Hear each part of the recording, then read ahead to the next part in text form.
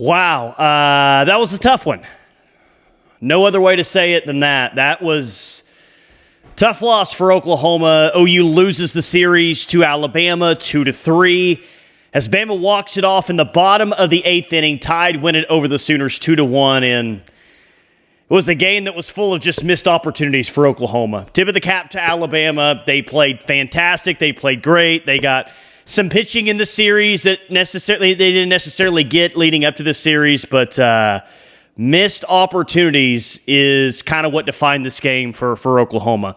Not that they just tore the cover off of the softball, but they certainly had their opportunities. They certainly had moments where it was bases loaded, one out in a tie game, and they weren't able to do anything with it. And it's a shame that we're sitting here after a series loss, OU's second consecutive loss, SEC series loss now, and you wasted just what was an incredible performance by Sam Landry in the circle. Awesome performance by Sam Landry in the circle. Yes, she gives up the walk-off home run in the bottom of the 8th inning, but shouldn't have come to that. Oklahoma should have ended that one in 7 innings if they get the timely hits and do the things they needed to do with runners in scoring position, but they weren't able to do that. Bama wins 2-1. Bama has 7 hits to Oklahoma 6. Alabama has 1 error to Oklahoma 0. And how many runners did OU leave on base? Yeah, there's that number. 9 runners. 9 runners left on base for Oklahoma in this game. So if you're looking for a stats that kind of defines what this night was for the Oklahoma offense, I think it's just that. It's the 9 left on base. And again, not that was some awesome offensive approach for Oklahoma. They still looked off balance. They just looked off tonight. And Patty, in her, in-game interview, said our swings are a little bit soft and we're not swinging at good pitches. Our swings are a little bit soft and we're not swinging at good pitches. I mean, she's the GOAT for the reason. She knows what she's talking about, and that's exactly what it looked like. Just not aggressive swings, hard swings, swinging at good pitches. And I know the strike zone was definitely up and down tonight. There's no doubt about that, but that just didn't look like the same OU offense that we saw on Wednesday night against Oklahoma State. And frankly, it's not the offense that I expected to see this weekend. Alabama pitched great, and you give all the credit to Alabama, Patrick Murphy's team. They played really well in front of great crowds, but I'm still surprised that we got that offensive performance throughout the 3 games. They didn't score first in any of the 3 games, and really just kind of outside of what they only score in 3 innings in the, what would that be, the 22 innings that you faced Alabama, you only scored in 3 innings. And 2 of those came just with solo home runs in the top of the 7th last night and, of course, the top of the 4th tonight. Just not a good offensive weekend. And I'm sure that there's going to be big reactions to the comments. I don't doubt that for 1 second. We can kind of talk about towards the end of the video what comes next. But to just kind of put a wrap on this game, missed opportunities, man. You had it in the top of the top of the 7th inning. I mean, there were other opportunities where you had runners in scoring position with less than 1 out and weren't able to do anything with it. But I'll just go to the top of the 7th inning. You've got bases loaded with just 1 out. That should be a spot.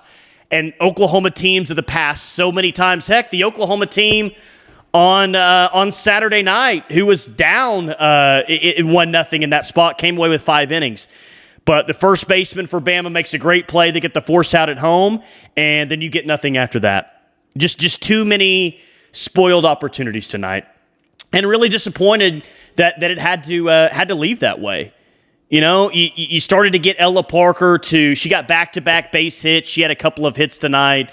But just, man, wasted opportunities is kind of what I look back on this game, unfortunately. I mean, that's a tough one.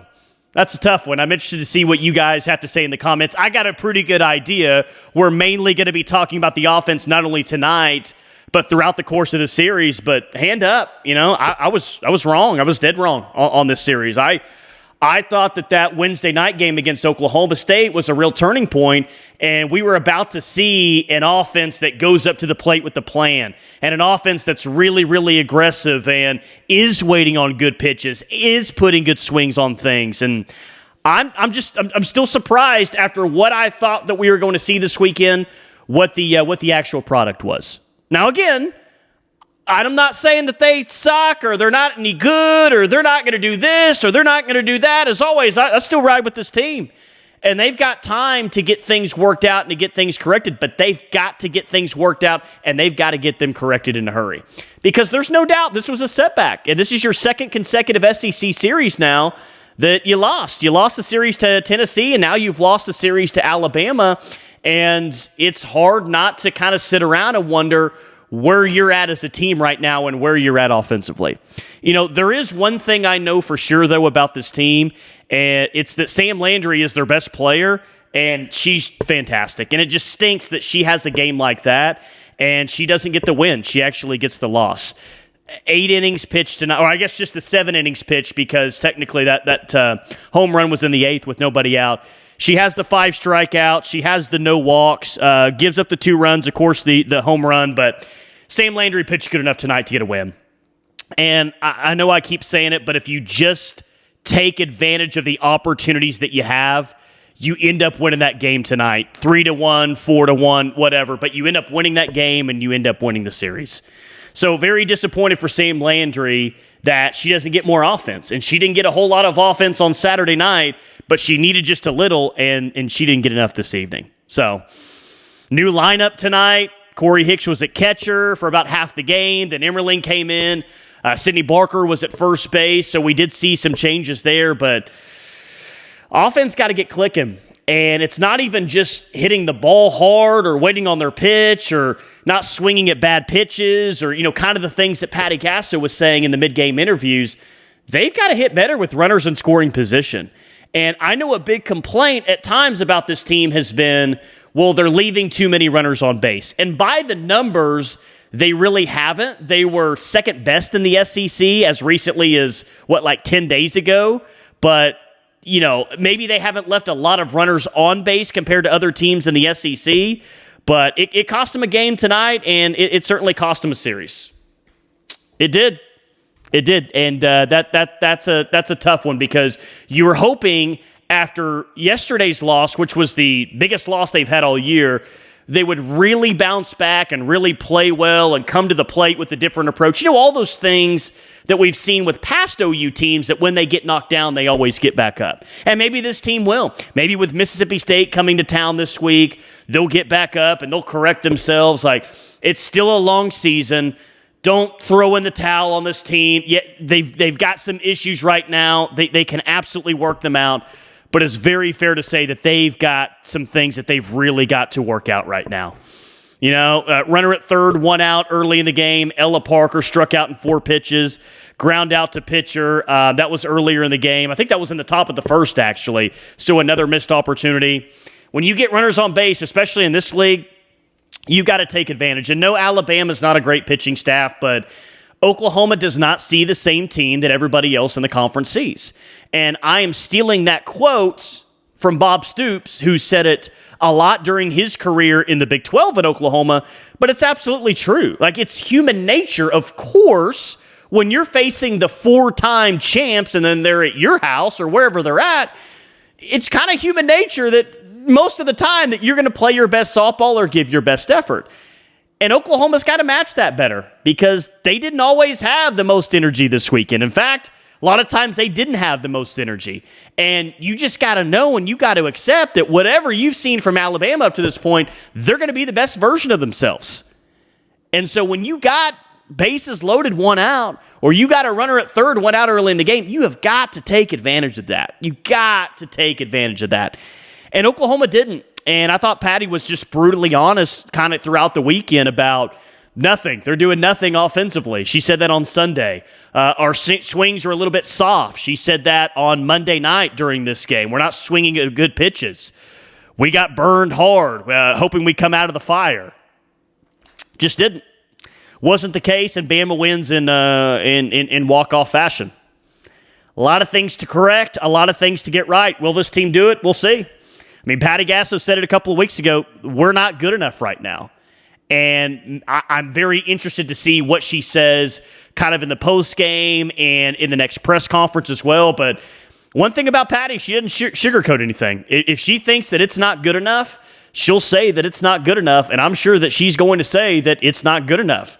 Now, she's not going to throw in the towel and say, well, this isn't the team of years past, we stink, all that. She's not going to do that, and I don't think that you as a fan should either. Like, keep rolling with this team, keep supporting them, come out to Oklahoma City on Friday, get out to Love's Field on Saturday and Sunday. Like, this team really needs your support, especially right now, right? So I hope everyone can still get behind this team and see if they can grow and play their best softball, but it ain't getting any easier from here on out because Mississippi State's a good team. I know Texas just lost 2 or 3 from Tennessee. Clearly, they're a good team, and so is Florida as well. And then you got the SEC tournament, so you faced a tough stretch here, no doubts, but tougher series are ahead, and they got to get right. They certainly have to get right in a hurry for sure. But Sam Landry was excellent. She was, and she gives you a chance to win every single time she goes out there. If you're looking for a positive from this weekend, I think that that's it, is that Sam Landry, it doesn't matter who she faces, she's going to give you a very good start, and she's always going to give you a chance to win. But as good as she is, she needs some offense. She needs some offense, and she needs an offense that's going to take advantage of opportunities when they've got runners in scoring position. So that's what I got tonight. Interested to see what you guys have to say in the comments. Tough one. Got to bounce back. Let's see what this team is made of. They've gotten knocked down. Let's see if they get up. Let's see how they get up.